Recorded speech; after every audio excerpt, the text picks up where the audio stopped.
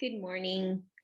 I just went on YouTube Live to do this presentation and realized that it didn't take. And I am so sorry for those of you who have been waiting. So I am going to actually record this. And so later on, you can watch the recording of the content that I just covered. So here we go. Let's share what I had in mind.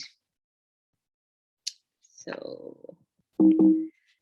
my presentation just a few minutes ago was called, or is called still, Teaching is Not Neutral, Leveraging Our Cultural Competence for Student Success.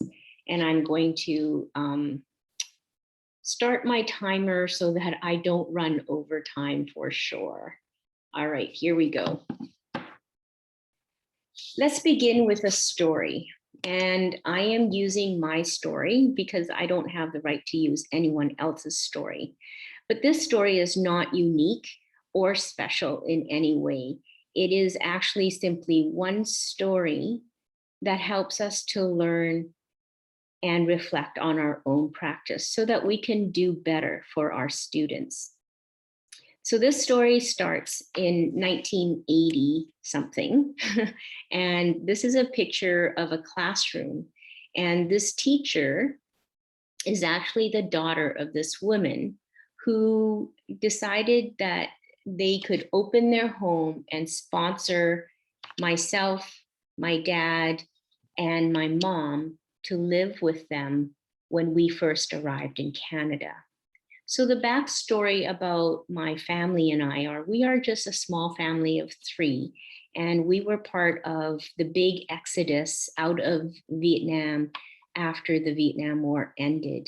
And we were part of a big group of people called the Boat People who escaped out of Vietnam on boats and arrived at refugee camps. So by the time you see this picture, my family and I had already spent a year at refugee camp in Thailand.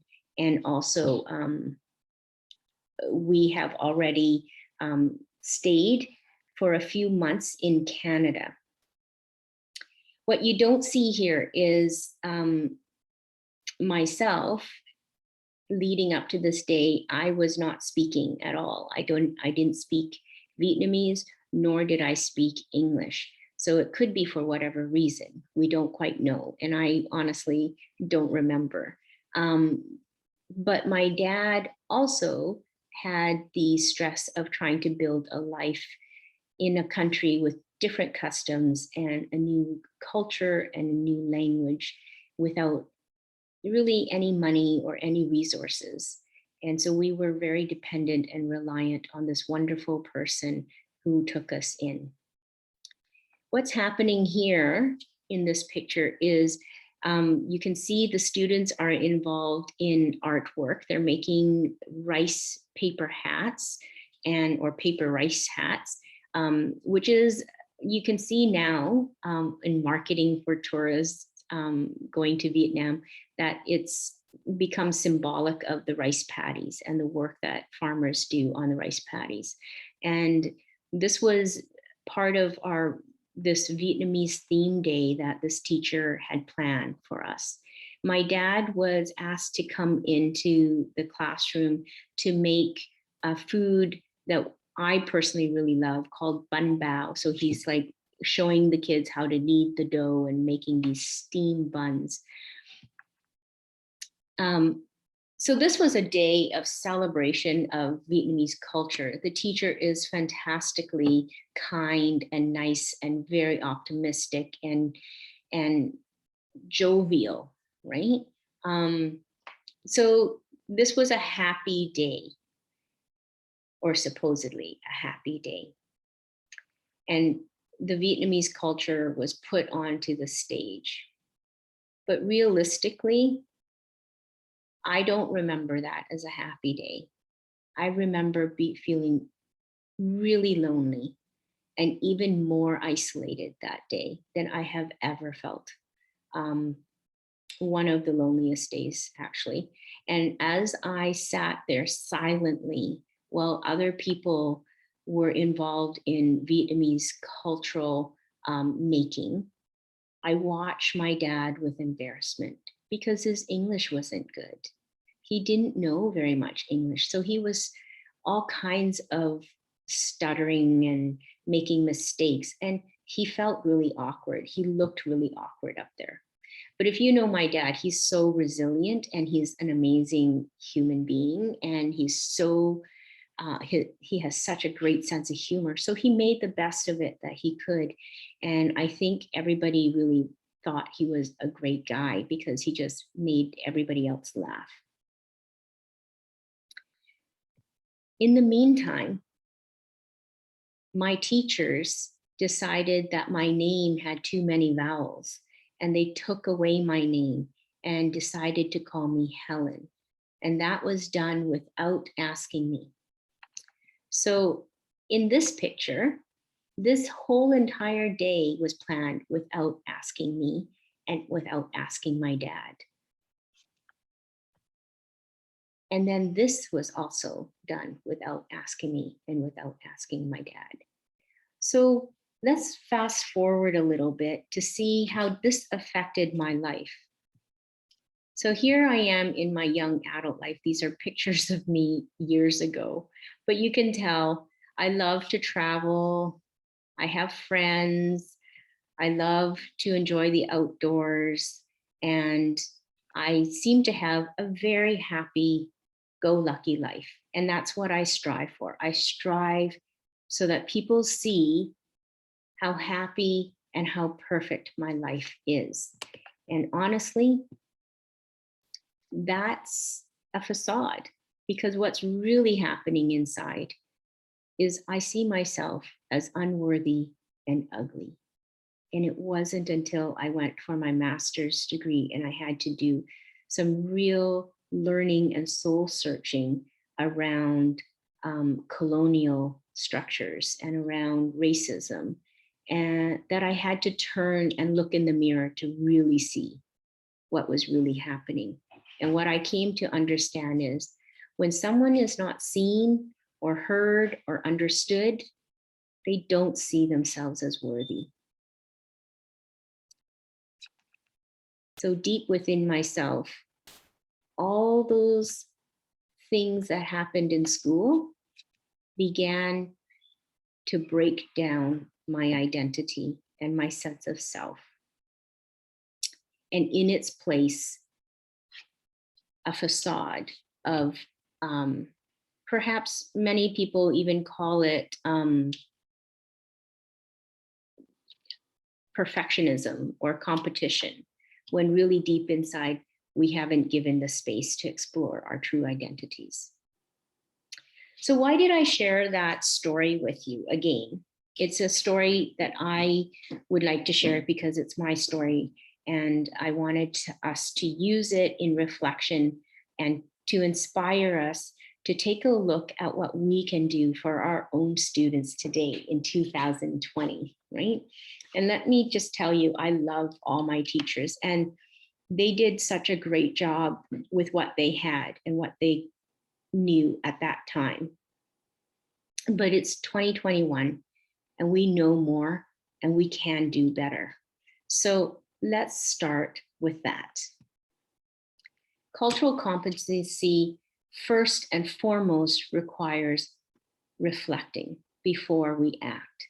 And I'm reading this amazing book right now called The Listening Leader by Shane Saphir. And in this book, she talks about mindful listening. And there are 3 stages to mindful listening. So what I'd like to do is, it's really inspired me and I'd like to adapt it to think about those 3 stages as we reflect on our cultural competency continuum. So let me just really quickly go over those 3 stages. Stage number 1, we reflect in front of the mirror. Who are we? So that we can really see who we truly are and not what we think we are. Reflect in their shoes. And in our case, reflect in our students' shoes. Reflect in our students' families' shoes. Okay? let's take another perspective other than our own here and see what's really going on. And this is one of my favorites, reflecting from the balcony. So once again, taking a look outside, stepping out and looking from atop, we can take a look at what structures and systems are at play. So let's take a look at these 3 stages in more depth. And I'm just, for the purpose of practice, let's use that Vietnamese theme day again. So when reflecting in front of the mirror, let's pretend we are that classroom teacher. Has that classroom teacher really learned the background knowledge for this situation? As the classroom teacher, have we really taken a look? Have we engaged in conversation using maybe a translator to really get the right message here? What is happening in these 2 people's lives? Is this day even appropriate? What forces are influencing this classroom teacher? The will, the urgency to be happy, to learn a new culture, but really, what bias is at play here? Is this really about learning a different culture and learning about these 2 people, or is it really more just to have a really great theme day for these kids, and that they learn culture at a very surface level, right? So what is the influence, and who is benefiting and at whose expense? And has the teacher taken a look at what her privileges are? And are those privileges blind spots that she needs to be aware of? And lastly, what emotions are helping or hindering that teacher that day, right? Again, taking a look in the mirror. Reflecting on that day from the shoes of the students. For myself, because we don't have time, I'll just see. If the teacher had put herself in my shoes, she could have asked, what was I thinking? What was I feeling? Did I feel safe? Did I feel connected? Did I have power? Did my dad have any power over this day? And if so, how? And if not, what needs to be done? So I'll let you know right now, I had said before, it was one of the loneliest days, and I did not make any friends. I actually never made any friends from any of those students in that classroom. And that would have been a flag. Reflecting from the balcony, this is definitely what takes us to 2021.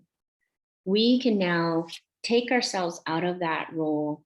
We can take a look at our lessons, our units, our school events, our classroom events, and we can ask ourselves, what bigger structures and systems are at play in this situation? Is it equitable for everyone? Emotionally, intellectually, socially? Have we created an equitable environment? How do we know? We need to take a look carefully at the different dynamics that are happening in this situation. So taking a look at the dynamic, are all these students who are learning how to make paper hats, are they really learning about the Vietnamese culture? Are they really empathizing and understanding what it's like to be in our shoes, right? When we do that, when we take a look from the balcony from far away, we can then identify perhaps any microaggressions that might be happening. We can identify perhaps any unconscious biases that may be going on that we need to be aware of. So those are the 3 stages of reflecting that I'd like us to think about. But a few other points, and I created the following slides with my colleague, Kiran Sidhu, in creating this for a previous sharing that we had done. So some ideas, very practical, and I'm not going to read through them all, but I'll just highlight a few points from each slide, and then the slides will be made available through this site later on as well. Some ideas for cultural inclusivity in our classroom is you don't need to teach culture explicitly. You can let it happen organically and foster it without othering it. Emphasize small cultures in the classroom and let your own thinking around identity and culture evolve. So those three things that I pointed out actually requires careful, consistent reflection on our part as teachers, but also careful, compassionate, and empathetic observation on our part as well. So we need to really pay attention and look at. So if that teacher had really paid attention, they may have seen that I wasn't doing too well emotionally and socially, and they may have asked different questions. But instead, there was more of a fix-it